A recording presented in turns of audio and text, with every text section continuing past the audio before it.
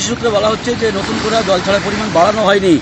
যে 70,000 কিউসেক গতকাল ছাড়া হচ্ছিল সেই 70,000 কিউসেকই কন্টিনিউ রয়েছে এবং দুর্গাপুর ব্যারেজ থেকে সেই কারণে জল ছাড়ার পরিমাণ গতকাল সর্বোচ্চ বেড়ে যেটা ৭৫,৬৫০ কিউসেক ছিল সেটা আজকে সকাল থেকে দুর্গাপুর ব্যারেজ থেকে জল ছাড়ার পরিমাণটা প্রায় ৪,০০০ কিউসেক কমানো হয়েছে, অর্থাৎ ৭১,৭২৫ কিউসেক হারে জল যাচ্ছে সকাল ৭টা থেকে এখন প্রায় ১২টা বাজে চললো, এখনও সেই একই পরিমাণ রয়েছে। এবং যেটা সেচ দপ্তর সূত্রে বলা হচ্ছে যদি ডিবিসির মাইথন এবং পাঞ্চেত থেকে জল ছাড়ার পরিমাণটা নতুন করে আর না বাড়ানো হয় সেক্ষেত্রে আজকেও বেলা বাড়ার সাথে সাথে কিন্তু এই জল ছাড়ার পরিমাণ দুর্গাপুর ব্যারেজ থেকে আরও কমতে পারে।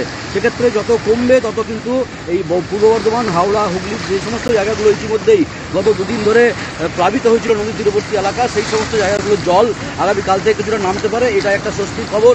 নতুন করে আর বৃষ্টিপাতেরও খবর নেই ঝাড়খণ্ড বা বিহারের সেই জায়গায়।